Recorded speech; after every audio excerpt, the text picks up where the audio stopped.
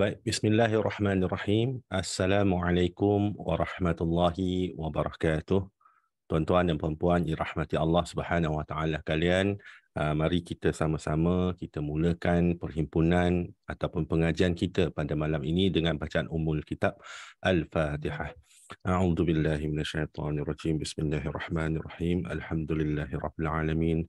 الرحمن الرحيم مالك يوم الدين إياك نعبد وإياك نستعين اهدنا الصراط المستقيم صراط الذين أنعمت عليهم غير المغضوب عليهم ولا الضالين آمين.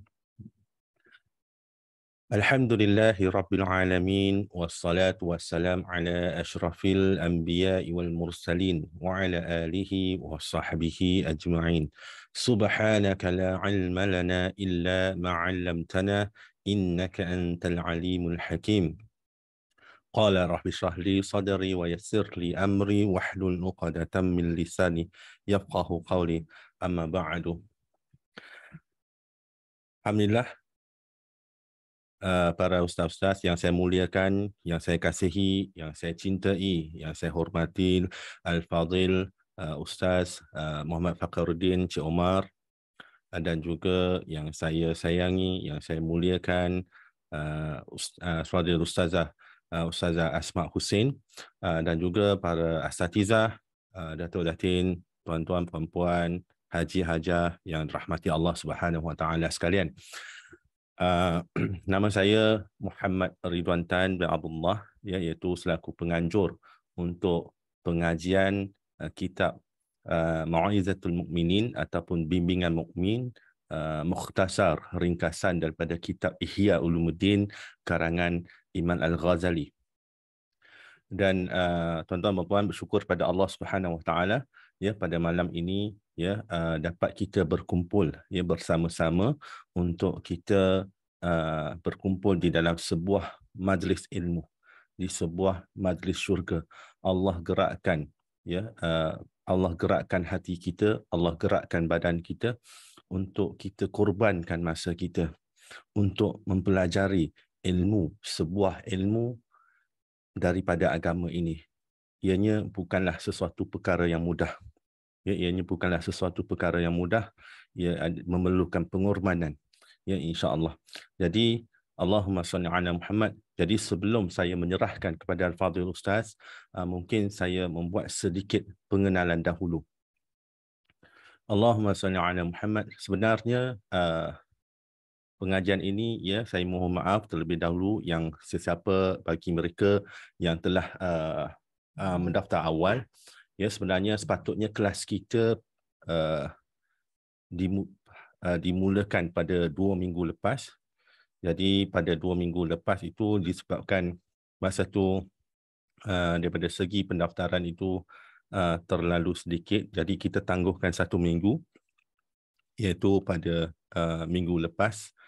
Dan pada minggu lepas Fadhil Ustaz Muhammad Syafi'i kita, guru kita, perlu menghadiri, perlu membimbing kita majlis tahlil, jadi tidak dapat dimulakan, jadi kita tangguh ke minggu ini. Dan alhamdulillah penyertaan sangat-sangat memberangsangkan. Tahniah diucapkan kepada semua daripada grup WhatsApp yang telah kita adakan itu. Lebih daripada 100 orang telah mendaftar untuk pengajian ini. Dan dimaklumkan juga pengajian ini sebenarnya untuk dalam Zoom ini kita hanya boleh masuk maksimum seramai 100 orang. Jadi kalau sudah melebihi 100 orang, jadi dah tak boleh masuklah link tu.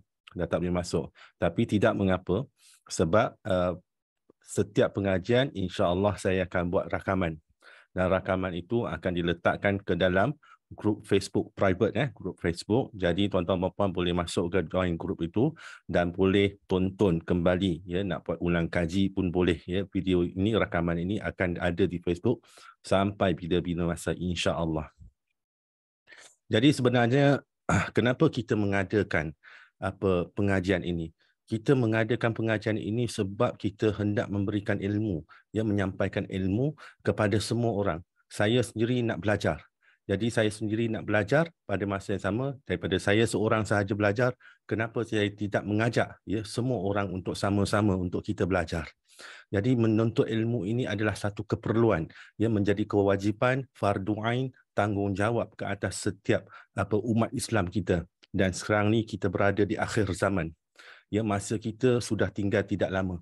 Kalau kita berkata-kata berkaitan dengan hari kiamat, hampir 200 tanda kecil kiamat yang disebutkan oleh baginda Rasulullah SAW telah pun terjadi.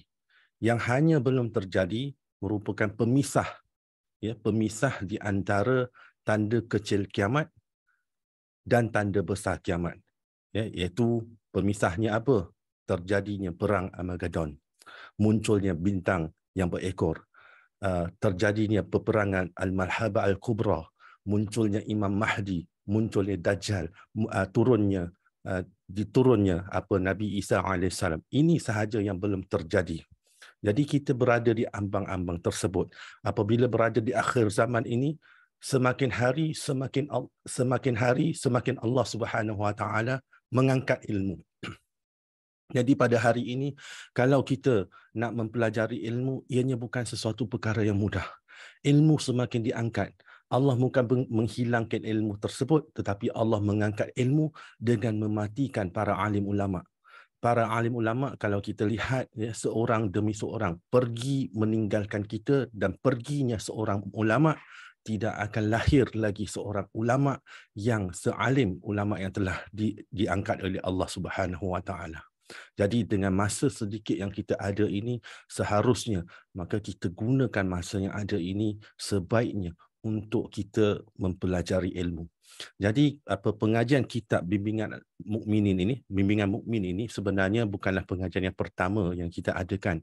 Sebelum ini, sejak daripada sebelum zaman PKP lagi, ya, kita telah mula mengadakan pengajian, dan bersama dengan Fadil Ustaz Muhammad Syafi'i Abdul Rahman sendiri, ya, ini adalah pengajian kita yang ketiga bersama dengan beliau. Siapa yang ada di sini yang telah bersama sebelum ni tahulah kan, pengajian yang ketiga, di mana pengajian yang pertama kita telah mengaji kitab, ya, khatam kulit ke kulit, kitab Allahumma salli ala Muhammad, begitulah jalannya menuju kepada Allah Subhanahu Wa Taala. Kitab yang kecil, kitab yang nipis, biasa kita pelajari di pondok-pondok ataupun di madrasah. Kemudiannya, lanjutan daripada pengajian tersebut, kita juga telah mengaji kitab Bidayatul Hidayah, permulaan jalan hidayah, permulaan jalan menuju hidayah, karangan Imam Al-Ghazali. Jadi selesai khatam kitab Bidayatul Hidayah pada tahun lepas. Jadi tahun ni kita teruskan, ya, susulan daripada kitab Bidayatul Hidayah ini, kita teruskan lagi kepada kitab yang lebih besar, iaitu kitab Bimbingan Mukminin.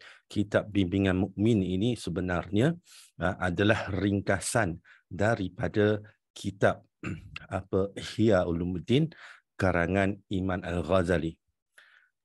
Allahumma salli ala Muhammad. Jadi sebelum mula, saya rasa ada baiknya untuk saya memperkenalkan siapa yang akan memberikan pengisian yang menjadi guru kita, ya, sepanjang saya rasa untuk mengkhatam kitab ini kita memerlukan lebih daripada 25 sesi pengajian. Jadi iaitu Al-Imam Ustaz Muhammad Syafi'i bin Abdul Rahman. Sekejap kita kamera tu ada masalah sikit, sekejap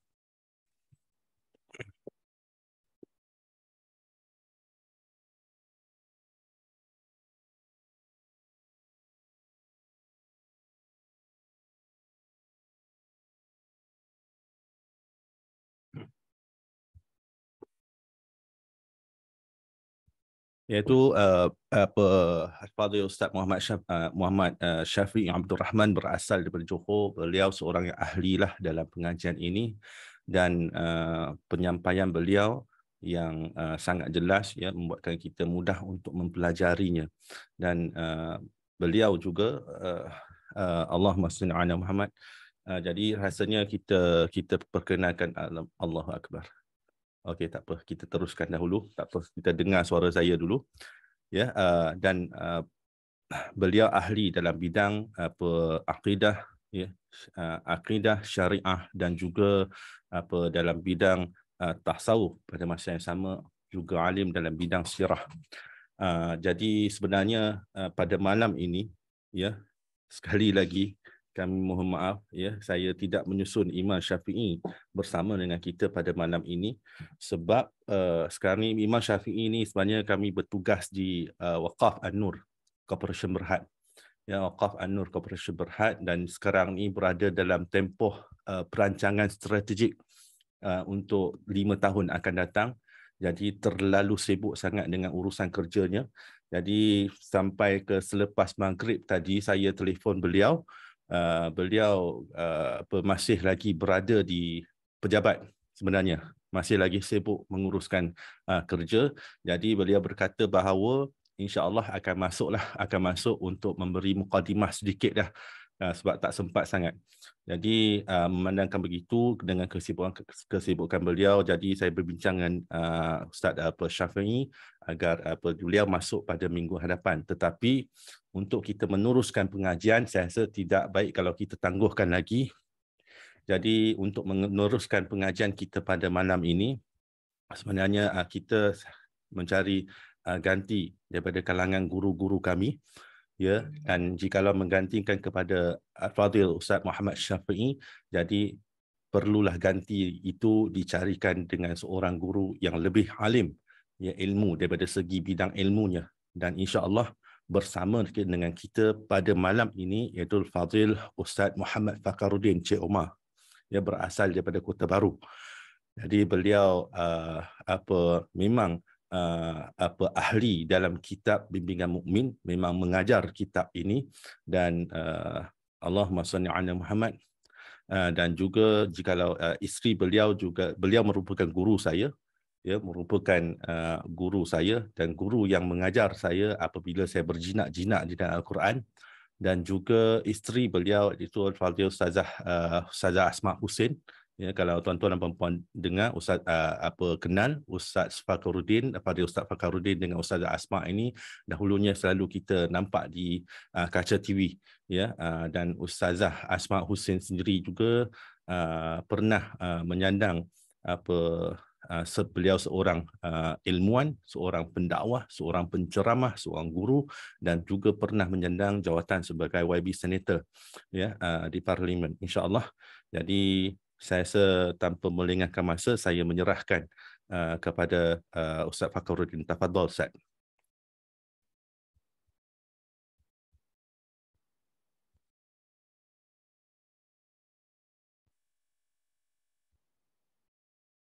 Ustaz ada ke?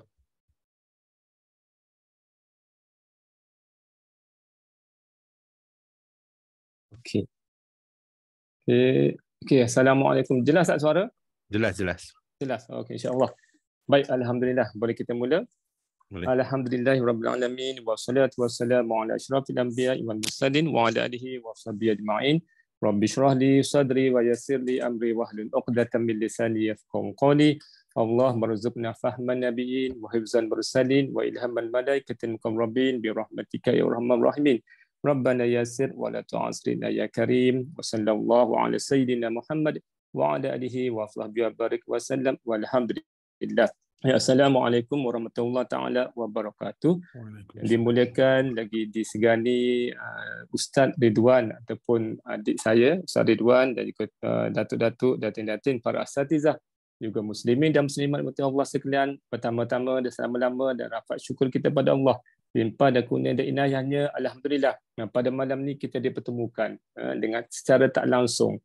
Saya ditakdirkan oleh Allah untuk bertemu mata, untuk bersembang-sembang dan juga untuk berkongsi ilmu. Bukan nak kata saya mahir ataupun tak, tapi hanya sekadar berkongsi ilmu, ada sedikit pengalaman untuk baca buku, sedikit pengalaman mengajar kitab Ihya di masjid sekitar Selangor. Mudah-mudahan ada pertambah ilmu dan ada manfaat untuk kita bersama. Paling penting, pertemuan kita ini diridai oleh Allah dan diberkati oleh Allah SWT. InsyaAllah sebelum tu Ustaz Wan, boleh tak saya nak tanya, semua peserta ada buku ke? Ada di hadapan masing-masing ada buku bimbingan mukmin ke? Ada yang ada yang tak ada. Tapi saya akan paparkan teks ya. Okey, insya-Allah. Sebelum tu saya nak tanya, maknanya buku Bimbingan Mukmin ni yang sebelum ni bincang buku Imam Ghazali. Buku apa tadi? Saya tak jelas tadi. Sebelum Bidayah, ni Bidayatul Hidayah kalau kitab Imam Bidayatul Ghazali. Hidayah, Yes. kita Imam Ghazali. Maknanya tuan-tuan hadirin semua dah kenal siapa tu Imam Ghazali kot kan? Secara Uh, mukadimahnya. ramai yang ramai yang barulah. Oh, baru. Okey, insya-Allah. Yang 20 lebih orang yang lapar. Lebih baik. Jadi insya-Allah kita kenalkan dulu sekejap ataupun kita cuba mengenali siapa tu Imam Ghazali. Bukan apa tuan-tuan dan puan-puan semua. Kalau kita tak kenal, saya ingat saya pernah mengadakan satu program bersama dengan Ustaz Muhammad bin Abdullah, lebih kurang 20 tahun dahulu. Program adalah tentang pendidikan Imam Syafi'i. Kami mengadakan program tu di hotel. Sambil-sambil kami tengah tunggu, tiba-tiba ada pekerja hotel tu tanya saya, dan saya, Ustaz, Imam Syafi'i dah sampai ke belum? Dia tanya saya, Imam Syafi'i dah sampai ke? Saya pun terkedu. Terkedu kenapa? Maknanya ada lagi orang yang terkenal siapa tu Imam Syafi'i. Jadi insya-Allah jadi malam ni kita cuba mengenali sikit siapa tu Imam Ghazali. Kalau Imam Ghazali tak kenal tu tak apalah. Lebih paling penting Imam Syafi'i tu kena kenal. Baik tuan-tuan hadirin muslimin dan muslimat Allah sekalian. Jadi pada malam ni cantik. Kenapa? Sebab tuan-tuan telah disusun atur untuk belajar tentang kitab Ihya ataupun kitab Bimbingan Mukmin. Kalau kita perasan, kitab Bimbingan Mukmin ataupun kitab Ihya adalah satu kitab yang besar. Jilidnya lebih kurang ada, tengok pada penerbit, ada yang 8 jilid, ada yang 7 jilid. Namun melihat kepada situasi dan suasana menyebabkan kitab Bimbingan Mukmin, kitab Ihya Ulumuddin tidak mampu dibaca dan digarap oleh masyarakat. Lebih-lebih lagi kenapa? Sebab kitab Ihya Ulumuddin ada satu karya Imam Ghazali.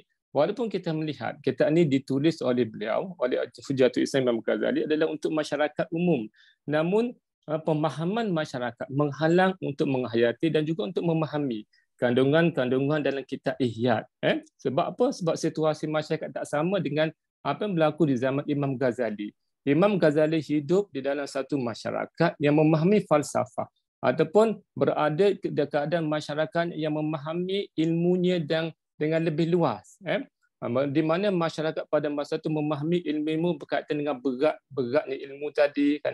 Di mana masyarakat ini memahami tentang ilmu berkaitan dengan falsafah, ilmu tasawuf dan juga ilmu akhlak yang mendalam. Sebab Imam Ghazali hidup dalam keadaan masyarakatnya berilmu. Maka bila situasi yang berbeza dengan keadaan kita sekarang, maka bila ustaz para asatidzah membaca kitab Ihya ni kadang-kadang tidak memahami. Sebab itulah kalau kita baca buku Bimbingan Mukmin, di awal pengantar penulisnya Syekh Muhammad Jamaluddin Al-Qasimi menjelaskan kenapa beliau mentahqiqkan ataupun beliau meringkaskan Bimbingan Mukmin, meringkaskan kitab Ihya daripada 8 jilid kepada 2 jilid dengan nama Bimbingan Mukmin ataupun Mau'izatul Mukminin. Kenapa? Sebab tadi. Sebab melihat kepada isu-isu yang sukar dimengertikan oleh bukan sahaja masyarakat, tetapi kadang-kadang penceramah ataupun ustaz yang membahas pun juga kadang-kadang tidak faham ataupun sukar untuk memahami dengan bahasa-bahasa yang dikatakan untuk sukar untuk memahami. Maka sebab itulah mana tanggungjawab Syekh Muhammad Jamaluddin meringkaskan. Maka namanya Bimbingan Mukmin. Baik. Siapa tu Imam Ghazali? Kita cuba ringkaskan sikit ataupun cuba memahami perbincangan awal ataupun kita cuba memahami mukaddimah kepada buku Bimbingan Mukmin ataupun cuba saya kaitkan sikit dengan kitab Ihya. Sebab bila mana penceramah ataupun ustaz-ustaz ni bila dia baca buku Bimbingan Mukmin, setidak-tidaknya dia juga kena rujuk buku Ihya ataupun karangan asal Ihya Ulumuddin. Kenapa? Sebab kadang-kadang bila dia ringkas ada satu pemahamannya kita tak faham, maka kita kena rujuk balik buku Ihya. Tuan-tuan muslimin dan mati Allah sekalian, siapa tu Imam Ghazali? Imam Ghazali kita tengok pada nama asalnya adalah Abu Hamid Muhammad bin Ahmad Al-Ghazali. Maknanya jauh sangat dengan nama asalnya, kan? Kita panggilnya sebagai Imam Al-Ghazali, sedangkan nama asalnya adalah siapa? Abu Hamid Muhammad bin Ahmad Al-Ghazali. Mana kalau tengok pada datuk nenek moyang itu amat jauh, tetapi dikenali dengan panggilan Al-Ghazali. Kenapa dipanggil Al-Ghazali? Ada dua pandangan. Ada mengatakan bahawa Al-Ghazal dinisbah kepada satu wilayah yang terkenal di Tunisia ataupun di Iran ataupun di Parsi.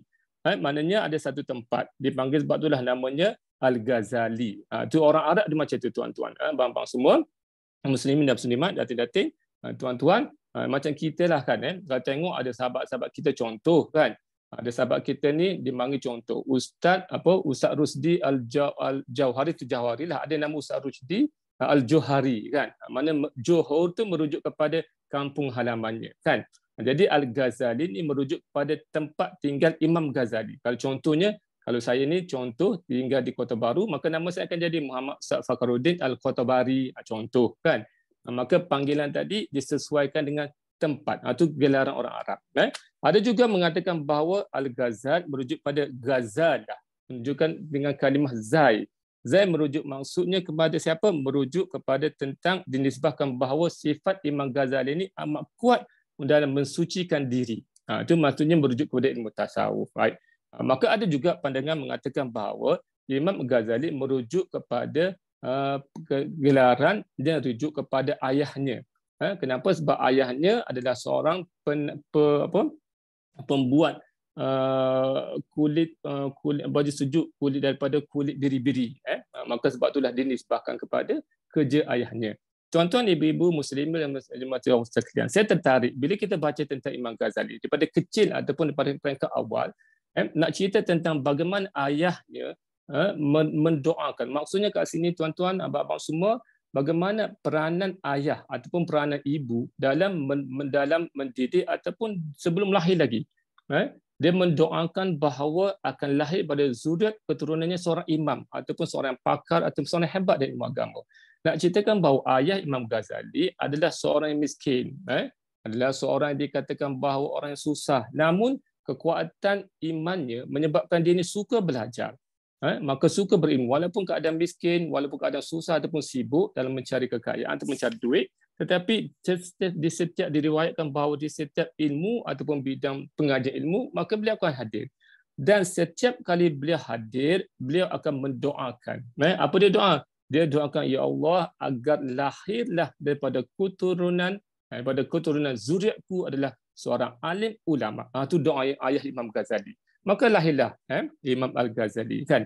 Di peringkat awal, Imam direwatkan bahawa Imam Ghazali ada dua adik-beradik. Pertamanya bernama Ahmad dan keduanya adalah beliau itu Muhammad. Di peringkat kecil, abangnya lebih terkenal daripada Imam Ghazali. Itu secara ringkas peranan ataupun kita kata susu galuh kehidupan Imam Ghazali. Dan di peringkat awal, Imam Ghazali dilahirkan dan beliau dibesarkan dalam keadaan miskin, dan di suatu hari Imam Ghazali ataupun ayah beliau telah meninggal dan beliau telah dibesarkan oleh sahabat kepada ayah beliau. Nak cerita tentang bagaimana kehidupan Al-Ghazali bermula dengan peringkat mempelajari ilmu tarekat ataupun ilmu tasawuf. Ayah angkatnya ataupun kawan pada ayah beliau adalah seorang yang amat menyuki ataupun dikatakan berilmu dan ilmu tarekat ataupun ilmu tasawuf. Maka sebab itulah ulama mengatakan bahawa permulaan ilmu tarekat ataupun ilmu tasawuf Imam Ghazali bermula di peringkat ketika mana beliau berada di bawah jagaan kawan ataupun bapa angkat beliau. Namun keadaan sedemikian melihat bahawa kawan-kawannya ataupun kawan ayahnya juga adalah tidak ada duit, maka sebab itulah Imam Ghazali telah dihantar ke satu pusat pendidikan di mana dibesarkan ataupun di satu tempat yang Imam Ghazali mendapatkan pendidikan itu. Tuan-tuan muslimin dan muslimat Allah sekalian, bila mana kita menyentuh tentang ilmu ataupun menyentuh tentang bab tasawuf ataupun tarekat, saya cuba nak menyentuh. Bila kita kata kita belajar ilmu akhlak, maka kita akan di negara kita akan rujuk pada perbincangan karangan ataupun karya Imam Ghazali. Tuan-tuan muslimin dan muslimat, saya cuba nak basic lagi perbincangan kita supaya kita nak jelas tentang kenapa kita perlu belajar ilmu akhlak ataupun menyentuh tentang ilmu tasawuf mudah kan. Maknanya kalau tengok dalam peringkat perbincangan ilmu, dalam Islam kita ada 3 basic ataupun 3 ilmu utama, iaitu ilmu akidah. Yang keduanya adalah ilmu syariah dan yang ketiganya adalah ilmu berkaitan dengan akhlak ataupun tasawuf. Mana kalau ilmu akidah, maka kita akan merujuk kepada perbincangan ataupun ulama yang kita ikut adalah bermazhab Asy'ari kan. Dalam ilmu mazhab ni kita ada dua ulama, dua mazhab, dua mazhab lah mudah nak faham. Maknanya mazhab yang pertama adalah mazhab Asy'ari. Mazhab kedua adalah mazhab Al-Maturidi, kan. Maka di Nusantara menyentuh tentang negara kita, kan, Thailand, Brunei dan Indonesia, maka kita akan bila menyentuh bab ilmu akidah, kita akan berpegang ataupun kita akan bermazhab Asy'ari, ataupun dipanggil Asy'ariyah, kan. Sebab itulah kalau kita merujuk, kalau kita bincang bab ilmu akidah, kita tidak akan rujuk kitab mazhab fiqh, kan. Maka kalau salah kalau kita bincang bab akidah, kita rujuk buku siapa? Kitab mana? Kitab Imam Syafi'i. Itu tak betul. Tak betul dari segi disiplin ilmu, sumber ilmu itu tak betul, kan. Baik, itu ilmu akidah. Kalau kita bincang baik ilmu mazhab atau baik ilmu fiqh pula, maka kita akan ditemukan dengan 4 mazhab utama, kan. Ini pun kita dah maklum. Syafi'i, Hanbali, Hanafi, Maliki, kan. Maka di negara kita ataupun di Nusantara, maka kita menggunakan ataupun kita cenderung bermazhab Syafi'i. Maknanya kenapa? Itu ilmu fiqh. Jadi kat sini saya nak supaya kita clear, antara perbincangan ilmu antara 3 disiplin ilmu tadi, di mana sebenarnya kita bincang ilmu akhlak ni, kan.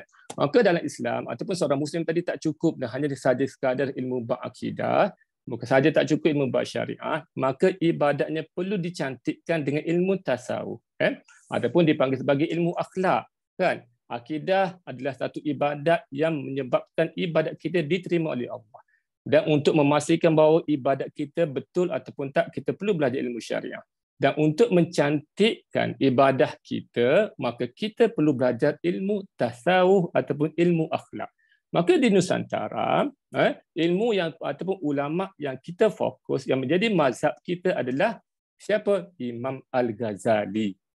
Sebab itulah kita tengok di negara kita, atau Nusantara, Indonesia ke mana, bila menyentuh bab ilmu tarikat ataupun ilmu tasawuf ataupun ilmu akhlak ataupun ilmu kerohanian, kita banyak ataupun ulama kita banyak merujuk kepada siapa? Imam Al-Ghazali. Maknanya itu bab ilmu akhlak, kan. Baik, tuan-tuan muslimin dan muslimat Allah sekalian.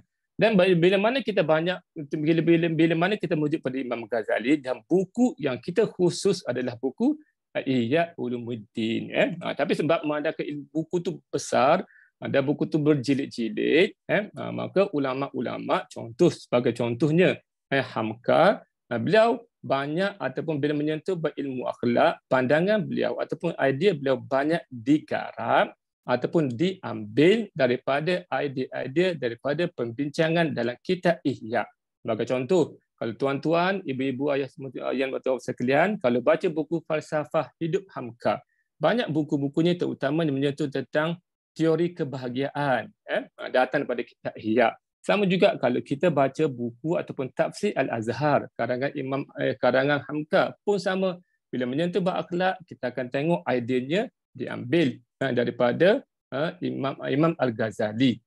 Itu maknanya nak cerita tentang apa dia? Masyarakat kita ini sesuai, dikatakan sesuai dengan ilmu akhlak yang dibawa oleh Imam Ghazali. Mungkin kita kata melihat kepada perangai kita ataupun sifat kita lembut, ataupun kita tengok masyarakat Nusantara ni ada satu masyarakat suka kepada tarekat, suka kepada ilmu kerohanian, maka kita perlu merujuk kepada Imam Al-Ghazali. Baik. Cuma bila mana kita menyentuh tentang buku Ihya, tuan-tuan ibu-ibu muslimat Allah sekalian, saya cuba nak kaitkan lagi, kan. Bila kita bincang Imam Ghazali, kita akan dihidangkan dengan perjalanan hidup Imam Ghazali. Kenapa? Sebab Imam Ghazali dia mengalami satu dipanggil sebagai personality ataupun krisis identiti, kan. Selalu kita sebutlah. Di satu tahap dia mula mengalami dipanggil sebagai apa? Dia mula meragui ilmu dia, kan. Sebab itulah kita tengok kitab Ihya ni, kan, kalau kita baca sirah dia, kan, kita tengok kitab Ihya dia di hujung hidupnya dikarangkan kitab Ihya, kan. Kenapa? Sebab Imam Ghazali, saya cuba nak reka, boleh Soal Ridwan? Kita ni tak masuk lagi, ni kita baru mukadimah Ihya bawah. Baik. Kalau kita tengok dalam masyarakat di kehidupan zaman Imam Ghazali ni dia hanya umurnya pendek, hanya umurnya 55 tahun, kan. Umurnya kalau tengok kehidupan Imam Ghazali, dia lahir pada tahun 950 Masihi sehingga 111 Masihi ataupun 450 Hijrah hingga 505 Hijrah. Maknanya umurnya lebih kurang dalam lebih kurang dalam 53 tahun. Kalau ikut tahun Masihi, 55 tahun tahun Hijrah. Maknanya umurnya amat singkat. Tetapi karya-karyanya dikatakan sampai tahap 300 karya, ataupun ada ulama mengatakan 67 karya ditemui. Ada mengatakan sampai beratus-ratus kitab yang ditulis oleh Imam Ghazali. Bagaimana kehidupan Imam Ghazali? Sebab saya terangkan tadi, Imam Ghazali menghadapi dipanggil sebagai krisis kehidupan, kan? Krisis tentang ilmu, kan, ataupun dipanggil sebagai krisis makna, kan. Kenapa? Sebab semasa Imam Ghazali menjadi profesor ataupun menjadi dekan kepada Universiti Nizamuddin, di mana pada masa itu wujudnya 4 golongan. Saya nak cerita tuan-tuan supaya kita faham tentang bagaimana Imam Ghazali boleh menghasilkan kitab Ihya, kan. Sebab dia berdasarkan perjalanan hidup ataupun dipanggil sebagai perjalanan kerohanian Imam Ghazali. Baik. Semasa hidup Imam Ghazali menghadapi ada 4 golongan, kan, dipanggil sebagai golongan batiniah, kan. Ini nak kata zaman Imam Ghazali muncul golongan yang pelik-pelik, kan. Sebab itulah Imam Ghazali melahirkan buku falsafah, kan. Imam Ghazali melahirkan buku kesufian sebab dia menghadapi golongan-golongan macam ni. Dan dia menghadapi 4 golongan. Pertamanya golongan dipanggil sebagai golongan batiniah, kan. Kalau kita merujuk pada zaman kita ni sekarang, awal-awal sekarang muncul golongan makrifah, kan. Golongan mementingkan ilmu makrifah, golongan mementingkan ilmu batiniah sehingga meninggalkan perkara-perkara yang wajib. Sebab tu dalam karangan Imam Ghazali ada satu bab yang menyatakan tentang bagaimana melihat mursyid ataupun melihat kepada tok guru. Lebih pada zaman ni muncul golongan-golongan yang mendewa-dewakan guru ataupun mendewa-dewakan mursyid. Ada mengatakan mursyidnya boleh sampai boleh sampai terbang ataupun berjalan atas air. Maka Imam Ghazali bagi panduan. Dia kata apa, tuan-tuan, ibu-ibu, mungkin kita boleh ambil pengajaran. Sebab kita pernah dengar orang kata tak boleh sampai tahap yang tak perlu sembahyang sebab dia dah kenal Tuhan, kan. Muncul juga di Imam Ghazali macam ni. Sebab itu Imam Ghazali beritahu sehingga kita jumpa tok guru yang macam tu. Jadi cuba tengok apa amalan-amalan fardunya. Sekiranya dia meninggalkan amalan fardunya, contoh, kan, solatnya tak, puasanya tak, zakatnya tak, tapi mendakwa ataupun mendewakan diri hingga sampai mengenal Tuhan, maka percayalah bahawa guru tu adalah sesat. Sampai dia dah keluarkan panduan macam tu, kan. Negara kita pun sekarang dah muncullah golongan-golongan macam ni, kan. Itu golongan batinnya. Golongan kedua juga Imam Ghazali menghadapi golongan dipanggil sebagai golongan sufiyah. Golongan ahli sufi. Ahli sufi yang ekstrim.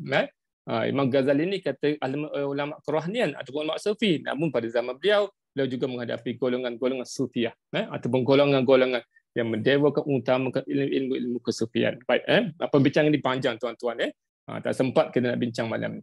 Baik. Imam Ghazali juga menghadapi golongan dipanggil sebagai golongan mutakallim. Golongan dipanggil yang mengutamakan perbincangan kalamullah atau perbincangan kalam ataupun menuju kepada ilmu akal, ilmu metafizik. Sebab tu kalau kita bincang atau kita akan berjumpa dengan satu bab, Imam Ghazali menerangkan tentang adab-adab perdebatan, kan. Sebab dia dah ada di zaman beliau golongannya berdebat, kan. Antaranya syaratnya dikata apa? Berdebat tadi tidak boleh berdebat di hadapan orang ramai, kan. Macam kita tengok sekarang, zaman kita pun sama, kan. Debat tak boleh di hadapan orang ramai, tapi tengok-tengok timbul kat YouTube, kan. Maka memang kalau tengok teori ataupun kat Imam Ghazali, dia tak benarkan. Kalau nak berdebat antara ulama, apa dia kata? Perlu berdebat dalam kapasiti yang sedikit, hanya dihadiri oleh ulama tadi ataupun 2 pendebat ataupun 3-4 orang, dan perdebatan tadi perlu dalam keadaan yang tertutup. Tidak boleh secara open, sebab akan timbullah bermacam-macam berdebat. Sebab berdebat ni bagi Imam Ghazali adalah untuk mencari apa dia? Mencari perkara yang betul, bukan untuk melihat siapa benar ataupun siapa yang kalah. Tak. Dia menghadapi golongan itu. Imam Ghazali juga menghadapi golongan dipanggil sebagai golongan falsafah. Sebab tu dia tengok Imam Ghazali pernah ataupun ada buku dia dikarang yang dikarang bukunya, contohnya buku Al-Muqid Minad Dhalal, penyelamat daripada kesesatan, kan. Itu mana Imam Ghazali menghadapi 4 golongan ni, kan. Maka dalam menghadapi 4 golongan ni, Imam Ghazali menghasilkan karya-karya, menghasilkan buku. Contohnya Al-Muqid Minad Dhalal tadi dipanggil sebagai penyelamat dari kesesatan. Ada bukunya Al-Iqtisad fi Iqtisad, bersederhana dan berakidah. Sebab apa? Sebab tadi dia menghadapi golongan ekstrim, kan. Namun setelah Imam Ghazali menghasilkan buku-buku ni, kita cuba tengok saya cuba nak membawa bagaimana Imam Ghazali menghadapi krisis yang menghasilkan buku kitab karangan Ihya. Setelah Imam Ghazali menghasilkan buku ni, maka beliau ditentang oleh 4 golongan yang ni, menyebabkan Imam Ghazali mulai ragu tentang ilmunya. Dia mulai ragu, betul tak ilmu aku ni? Sebab ditentang oleh para alim ulama dalam bidang sedemikian. Kalau falsafah menentangnya, maka Imam Ghazali mula merasai ilmunya tak benar. Dia mulai mengalami dipanggil sebagai krisis ilmu, kan? Krisis ilmu tentang kebenarannya mulai meragui, menyebabkan beliau mula berfikir dan mengambil keputusan meninggalkan dunia. Pada masa itu beliau menjadi seorang dekan di Nizam Muluk tadi ataupun universiti tadi, tinggalkan dunia, tinggalkan jawatan dan mula beruzlah. Malah dia mula menyendiri. Dia mula memikirkan tentang kehidupan, kan, tentang kerohanian. Dia tinggal bab jawatan, tinggal tentang kebesaran pangkat. Maka dia dah stop untuk berceramah ataupun menghasilkan buku, kan.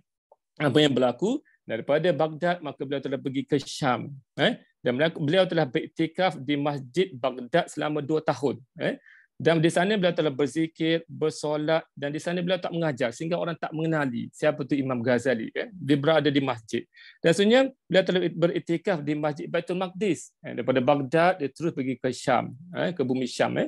Tentunya pula beliau telah pergi ke Baitul Maqdis di Palestin, kan. Dan di sana beliau mula menghasilkan buku Ihya. Pertamanya bab menyentuh tentang tazkiyatun nafs. Bab yang pertama yang dikarang tentang bab penyucian jiwa, kan. Dan dalam proses menyiapkan kitab Ihya tadi, beliau juga telah pergi ke Damaskus. Daripada bumi Palestin, Baitul Maqdis, beliau berpindah ke Damaskus. Beliau telah beriktikaf di Masjid Menara Putih. Tuan-tuan kalau pernah dengar Masjid Menara Putih, Masjid Menara Putih ini yang digambarkan bahawa akan muncul, akan turunnya Nabi Isa diturun di Masjid Jamiah Umawi ataupun dipanggil sebagai Masjid Menara Putih, kan. Baik, habis bila berada di sana, beliau terus menunaikan haji, pada musim haji tunaikan haji dan tinggal di Mekah. Setelah berada di Mekah, terus berpindah ke Sarengkas, pindah ke Madinah, terus ke Damaskus, maka menyiapkan kitab Ihya. Dalam bukunya mengambil masa selama hampir 10 tahun.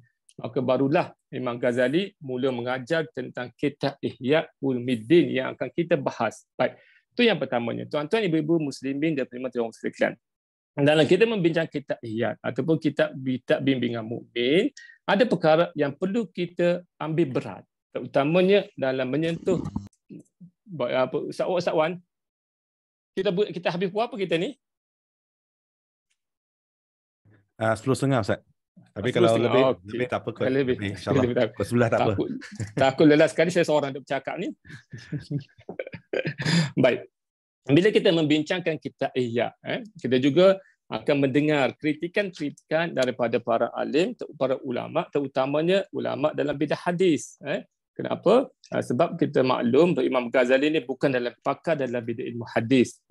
Beliau pakar dalam ilmu akidah, beliau pakar dalam ilmu tasawuf dan juga pakar dalam ilmu fiqh, kan. Cuma ilmu fiqh ni Imam Ghazali kurang terkenal bagi masyarakat awam, tapi kalau bagi masyarakat golongan ahli akademik ataupun para persyaratan para pelajar, kitab fiqh Imam Ghazali juga menjadi buku rujukan. Cuma bagi masyarakat kita lebih banyak merujuk pada kitab bimbingan mukmin ataupun kitab menyentuh Ihya Ulumuddin ataupun kitab tasawuf. Baik. Bila kita menyentuh tentang kitab Ihya, ada dia panggil sebagai satu peristiwa isu sikit, boleh saya kata tentang isu lah. Ada ulama-ulama yang membahas tentang Imam Ghazali ni memasukkan hadis-hadis yang tak sahih ataupun sampai tahap dipanggil sebagai hadis-hadis sampai tahap dipanggil sebagai palsu dan sebagainya lah. Saya cuba nak merujuk kepada tentang bagaimana kita mengambil pandangan macam ni ataupun bagaimana stand kita bila kita membahas kitab Ihya ataupun kitab bimbingan mukmin. Saya teringat ketika ada anak murid kepada Imam Ghazali, dia panggil sebagai Al-Iman Al-Hafiz Al-Iraqi. Bila ulama nak kata bahawa perbincangan tentang hadirnya hadis-hadis yang dikhawatiri ataupun diragui tentang martabat kesahihannya dah lama dah dibincang berpuluh-puluh tahun. Maka bila dibincang, bila orang condemn kitab ni, maka anak muridnya itu Imam Hafiz Al-Iraqi, kan, Jadi apa yang beliau buat, beliau telah mentahqiqkan kitab Ihya, kitab yang mudi ni, dia tahqiq kepada nama apa? Nama kitabnya Mughni fi Hamli Asfar. Tu kitab Ihya. Maka dalam tu dia dirujuk dah. Dia tahqiq. Tahqiq ni maksud apa? Dah diterangkan. Hadis ni bukan macam ni, hadis ni bukan macam ni, hadis ni macam ni. Itulah sebenarnya disiplin ataupun kita panggil sebagai adab kita berilmu ataupun adab kita menuntut ilmu. Kita tidak boleh condemn. Tak tu maknanya condemn kat sini, maksud saya kat sini kita tidak boleh condemn terus kita mengatakan Imam Ghazali buat hadis ni tak betul ke tak. Maka kita sebagai anak murid kita kena ambil ilmu sebab ilmunya kita kata sedalam laut di lautan kan. Maka kita ambil apa yang betul dan kita sebagai anak murid apa kita buat, kita cuba tahqiq. Jadi tuan-tuan ibu-ibu, bila mana kita bincangkan kitab Ihya ataupun kitab bimbingan mukmin, bila kita baca hadis kena tahqiq.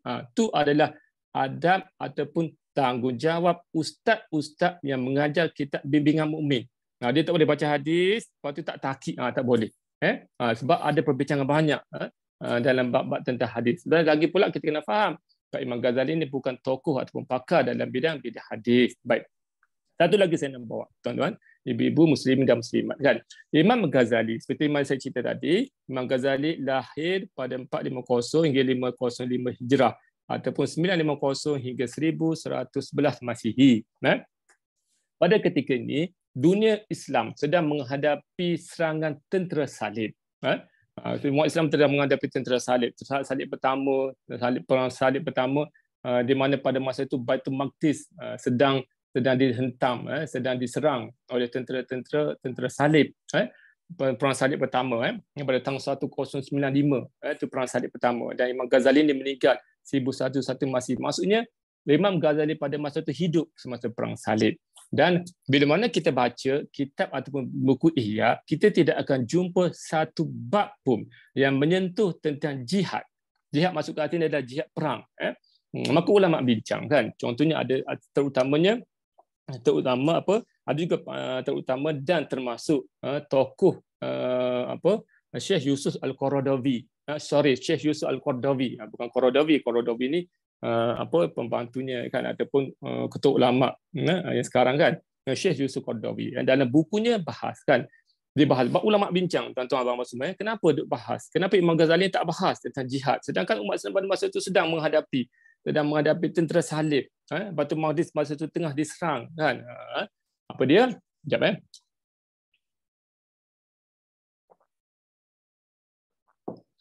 Maka Syekh Yusuf Qaradawi jelaskan kenapa Imam Ghazali masukkan tentang bab jihad perang, bukan jihad nafsu tak. Sebab Imam Ghazali sedang menghadapi kaumnya, sedang menghadapi masyarakat, maksudnya sedang membetulkan masalah hati masyarakat umat Islam terlebih dahulu sebelum menghidupkan ataupun sebelum menyiapkan tentera Islam untuk menghadapi tentera salib. Itu sebab ni, tuan-tuan. Maka kita nak faham situasi yang berlaku semasa hidup Imam Ghazali. Sebab itulah tuan-tuan, kalau kita perasan, lepas sahaja Imam Ghazali meninggal, maka 100 tahun selepas itu muncul tokoh yang hebat iaitu Salahuddin Al-Ayyubi. Salahuddin Al-Ayyubi ini hidup 100 tahun selepas Imam Ghazali. Maksudnya apa dia? Kehebatan ataupun kemunculan Salahuddin Al-Ayyubi ini, dan kita kena faham bahawa Salahuddin Al-Ayyubi ini buka Baitul Maqdis bukannya seorang-seorang, tak. Maka maksudnya kat sini adalah pembukaan Baitul Maqdis tadi dihasilkan oleh generasi ataupun dipanggil sebagai satu masyarakat, satu generasi yang kesan tarbiyahnya daripada mana? Kesan tarbiyahnya yang dihasilkan daripada buku-buku karya Imam Ghazali dalam menyentuh, membentuk, menyelesaikan isu-isu kerohanian. Sebab tu dia tengok kat sini, Syekh Qaradawi bagi tahu sebab itulah Imam Ghazali menekankan aspek penyucian jiwa ataupun menyentuh tentang isu penyucian jiwa kerohanian, buang sifat-sifat mazmumah, menghasilkan sifat-sifat mahmudah. Kenapa? Sebab membuang sifat tadi, maka itulah jihad yang paling utama bagi masyarakat itu dan hasilnya melahirkan generasi dipanggil sebagai generasi Salahuddin Al-Ayyubi untuk menjadi syarat kemenangan Baitul Maqdis. Jadi kita faham tuan-tuan dan abang-abang semua. Saya nak ceritakan tentang kerangka. Baik. Jadi baru kita masuk tentang buku pada malam ni. Baik. Buku bimbingan mukmin ataupun kitab Ihya dimulai dengan bab kitab ilmu pengetahuan ataupun ilmu tentang dibuka dimulai dengan ilmu bab ilmu. Kalau kita perasan, kalau kita baca buku ataupun kita tengok susunan Imam Nawawi dalam buku Himpunan Hadis 40 dimulai dengan bab niat, kan? Bab niat, kan? Hadis yang pertama menyentuh bab niat, tetapi dalam kitab Ihya ataupun bimbingan mukmin dia mulai dengan bab ilmu. Kenapa? Sebab Imam Ghazali nak masyarakat, maknanya masyarakat pada masa tu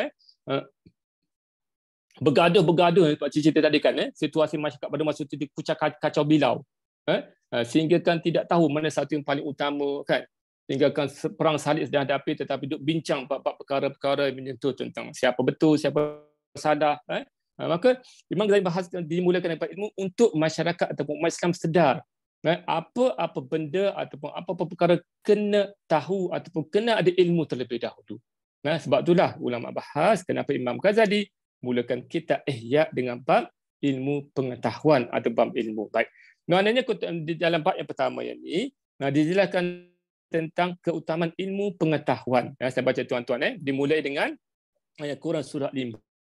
Baik tuan-tuan, abang-abang semua muslimin macam sekalian, saya ingatkan sekali lagi, bila mana kita baca kitab Ihya, kalau bab Al-Quran insya-Allah, tak ada isu.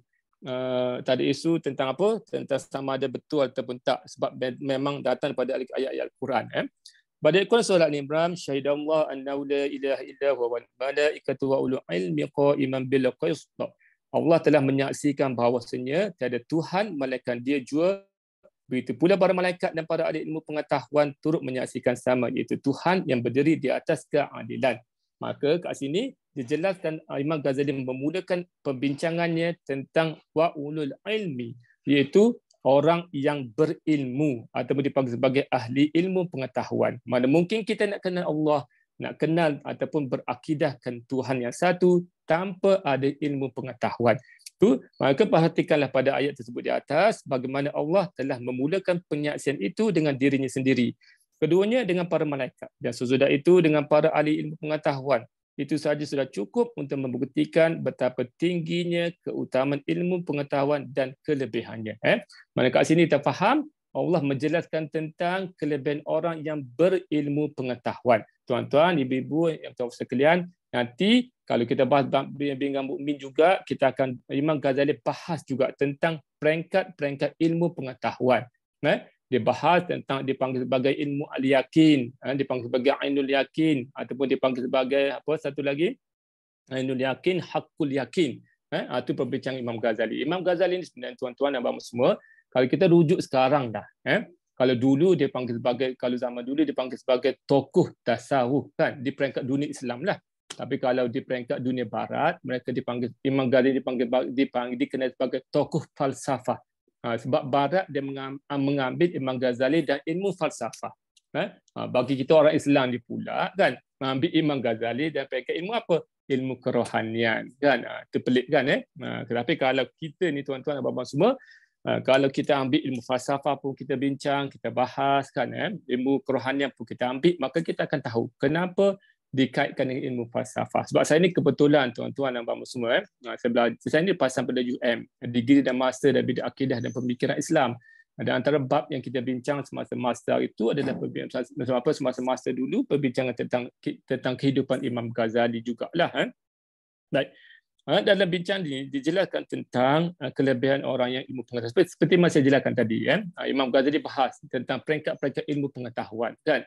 Waktu tuan-tuan, kalau kita detail lagi, kita bincang lagi bab Imam Ghazali. Sebenarnya buku ni kalau kita nak sebagai orang Islam, selain pada ilmu akidah dan ilmu syariah yang kita kejar ataupun kita belajar ilmu tasawuf ni, yang paling simple ataupun yang perlu kita ikuti, perlu kita pelajari adalah buku bimbingan mukmin. Sebab ini ada sebagai satu neraca kehidupan, kan, untuk kita kenal diri kita muhasabah diri, kita tengok apakah ujian-ujian, musibah-musibah yang Allah datangkan ni dalam bentuk macam mana, dan juga kita boleh menilai ilmu kita tahap macam mana. Sebab apa kelebihan Imam Ghazali, dia jelaskan ilmu tu dalam bentuk peringkat-peringkat. Contohnya nafsu ada peringkat macam ni. Contoh saya terangkan tadilah, ilmu ni ada 3 layer, kan. Ada dipanggil sebagai ainul yakin, dipanggil hakul yakin, Ainul yakin, hakul yakin. Apa satu lagi ilmunya? Saya serangkan tadi. Lupa pula kan. Maknanya ada peringkat-peringkat macam tu kan. Hakul yakin, ainul yakin. Apa Wan? Ainul yakin, hakul yakin. Lupa pula tiba-tiba. Tak apalah nanti insya-Allah nanti Ustaz Muhammad Syafiee akan bahaskan. Baik, kita bermula balik. Dalam firman Allah Ta'ala, Allah jelaskan ni bagaimana Allah angkat darjat. Angkat darjat orang yang beriman. Yarfa'illahu allazina amanu bikum wallazina utul ilma darajat. Okey, dalam peringkat dalam kalimah darajat, Allah telah mengangkat orang yang beriman daripada golongan kamu, dan begitu pula orang yang dikunai ilmu pengetahuan beberapa darjat. Maka Ibnu Abbas menjelaskan darjat ni macam mana? Apa beza antara darjat satu darjat pada darjat kedua? Dibahaskan seperti mana bintang dengan bintang yang lain. Maknanya jauh sangat kan. Antara satu bintang dengan bintang yang lain, seperti mana kita maklum antara bintang dengan bintang jauhnya sampai beratus-ratus tahun cahayanya. Maka itulah dikatakan Ibnu Abbas satu darjat yang lain seolah-olah antara satu bintang dengan bintang yang lain. Dan lagi pula Allah jelaskan surah Al-Zumar, qul hal yastawil ladzina ya'lamuna wal ladzina la ya'lamun. Katakanlah tiada serupa orang yang berilmu pengetahuan dengan orang yang tiada berilmu pengetahuan. Baik, itu tentang surah Az-Zumar. Lagi Allah jelaskan lagi pula dalam surah Al-Fatir ayat 28. Ini cantik tuan-tuan, ibu-ibu yang bertawaf sekalian. Bila mana Imam Ghazali bahas membawa ayat ini, innama yakhshallahu min ibadil ulama. Ayat muka surat yang kedua. Dalam surah yang ini, surah Fatir, Allah jelaskan innama yakhshallahu min ibadil ulama. Hanya sahaja orang-orang yang takut, yakhsha maknanya orang yang takut kepada Allah, min ibadihi daripada kalangan hamba-hambanya adalah al-ulama, iaitu orang yang berilmu pengetahuan. Tuan-tuan, ibu-ibu yang macam sekalian, saya cuba nak bahas kalimah yakhsha. Yakhsha artinya takut, daripada kalimah khasyah. Dalam bahasa Arab ni cantik tuan-tuan. Ada bahasa-bahasa yang Allah cantik tu kena dengan maksudnya kan. Contohnya ada perkataan yakhsha. Yakhsha artinya takut, tapi takut ni berbeza dengan kalimah satu lagi kalimah khafa. Khafa pun takut. Saya nak bahaskan dua perkataan ini. Satunya kalimah yakhsha, yakhsha artinya takut. Satu lagi pula kalimah artinya kalimah khafa ataupun khaufun. Kita pernah dengar kalimah khafa, tuan-tuan? Saya rasa pernah dengar kot ketika mana Rasulullah berhijrah ke Madinah. Rasulullah keluar bersama Bakar dan bersembunyi di bukit satu bukit. Allah Akbar. Apa nama bukit tu? Dan di dalamnya Abu Bakar amat takut. Dan apa pesan Rasulullah kepada Abu Bakar? La takhaf wa la tahzan. Kan? Apa saya nak kata la takhaf tadi kan? La takhaf wa la tahzan. Maknanya ayat tu juga menggunakan kalimah takut, tapi takut dan kalimah khafa. Kalau kita tengok dalam bahasa Melayu pun kita ada kalimah takut, tapi takut kita ni sama je. Takut ke hantu pun kita gunakan kalimah takut kan. Takut ke ular pun kita guna kalimah takut. Takut pada lipas pun kita guna kalimah takut. Takut pada Allah pun kita guna kalimah takut kan. Mana tidak ada beza. Penggunaan kalimah takut tadi kan. Tetapi dalam kalimah Arab ni beza. Bezanya macam mana? Kalimah yakhsha, takut, ulama bahasa membahaskan. Kalau kalimah khasya, maksudnya dia takut, maksud takut khasya kat sini maksud apa dia? Takut dengan berilmu. Maksudnya dia takut ilmu kan. Kenapa takut kita takut? Kenapa kita takut pada Allah? Sebab timbul keyakinan dalam diri kita bahawa Allah tu ada Tuhan kita kan. Kenapa kita takut pada neraka, tak nak dicampak pada neraka? Sebab kita tahu bahawa neraka tu adalah tempat azab yang paling teruk kan. Itu kalimah takut. Sebab itulah menggunakan kalimah yakhsha. Tapi kalau kalimah khafa, khafa ni dia ada dua maksud. Satunya takut dengan tanpa ilmu. Contoh mudahkan. Contoh kita tengok kan, orang takut kepada lipas kan. Kalau segi logik akal, perlu tak kita takut pada lipas kan? Tak perlu pun. Lipas tu hanya sebesar ibu jari je kan. Kalau segi logik akal, pijak aja lipas mati. Tapi kehadiran lipas seekor menyebabkan satu rumah bising kan. Mana takut, orang Melayu panggil apa? Takut tak bertempat. Bila mana takut tak bertempat, Arab menggunakan kalimah khafa. Jadi tuan-tuan, apa saya nak bawa kat sini tuan-tuan? Tapi katakanlah kita ni takut kepada Allah kan. Tapi takut kita ni tak sekuat takut sebagai seorang ulama. Macam mana? halal haram pun kita hentam, kan? Rasuah pun kita ambil, kan? Solat pun kadang-kadang kita lewatkan, kan? Maknanya tengok gambar-gambar tak elok pun kita buat, kan? Maksudnya apa dia? Kadang tertentu kita takut pada Allah, kadang tertentu kita tak takut kepada Allah, kan? Memanglah kita bukannya tak takut sampai kita tahap kita berlawan Allah, tak, tapi sifat ataupun perlakuan kita membuktikan ataupun menatijahkan bahawa perbuatan kita sama dengan kalimah khawfa tadi. Artinya takut apa? Takut dengan tanpa ilmu ataupun takut dalam keadaan jahil. Seperti mana yang tadilah, kita takut pada hantu. Takut hantu, kenapa takut hantu? Nampak tak hantu? Tak nampak. Kan? Tahu tak hantu ni macam mana? Tak tahu, kan? Dalam keadaan takut, kan? Maknanya kita ni seolah-olah tadilah, takut kita ni takut tak bertempat, kan? Tetapi sebagai seorang walim ataupun sebagai seorang hamba, kita kena takut dengan menggunakan kalimah yakhsha tadi. Barulah capai tahap apa dikatakan sebagai takut, kan? Tak kiralah takut ke kita tadi kepada Allah ketika mana kita seorang diri ke, ataupun takut kita kepada Allah ketika mana kita dalam masjid, kan? Kadang-kadang kita ni berada di masjid, pada surau, nampak alim, kan? Nampak hebat, kan? Akhlak kita muncul kat situ, tapi keluar pada masjid, na'uzubillah, kan? Bukan kata orang kata saya pun sama jugalah, kan? Maknanya kita perlu capai apa dikatakan takut yang sebenar-benarnya kepada Allah. Sedangkan Allah jelaskan ayat Quran yang ni, orang yang takut pada Allah di kalangan kita ataupun kalangan hamba-Nya adalah ulama. Ulama itu siapa? Orang yang berilmu, kan? Orang berilmu ni tak semestinya dia PhD dalam bidang ilmu agama, kan? Tak mestinya dia degree di bidang Islamic study, tak. Tetapi kalau dia tu di mana-mana pun dia takut kepada Allah, tuan-tuan, ingat tak satu hadis Nabi ingatkan kepada kita, ada 7 golongan yang di mana di akhirat nanti, di mana tiada ada naungan kecuali naungan Allah. Kan?